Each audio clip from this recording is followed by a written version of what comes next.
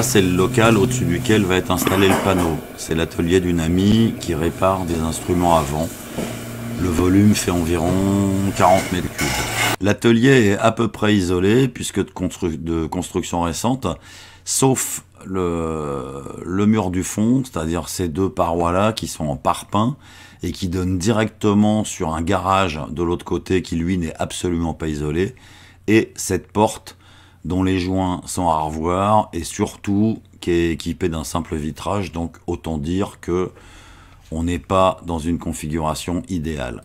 Pendant que j'étais absent, il y a deux copains, Jojo, qui bosse dans le génie climatique, et Henri, qui est un excellent plombier, en ont profité pour passer justement du côté du garage tout le système de canalisation qui permettra d'accéder au panneau sur le toit.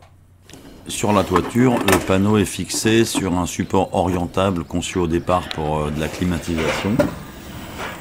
Les conduites passent à travers des tuiles douille et on a réalisé l'étanchéité avec du scotch aluminium et un mastic polymère.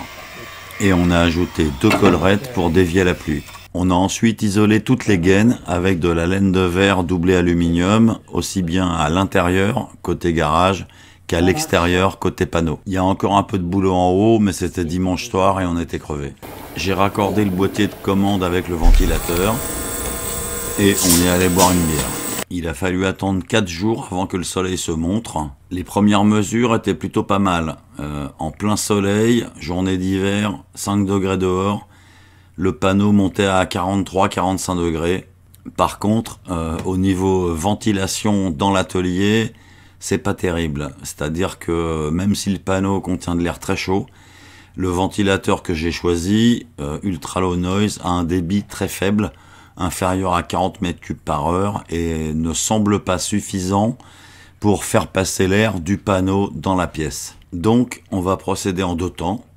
Jojo, le copain qui est climaticien, va faire un diagnostic précis sur site, et on va probablement changer les ventilateurs pour installer des ventilos en push-pull avec un débit nettement supérieur, 180, 200, 220 mètres cubes heure, mais toujours en 12 volts. Il y a une autre piste d'optimisation qui est de remplacer le polycarbonate par du verre.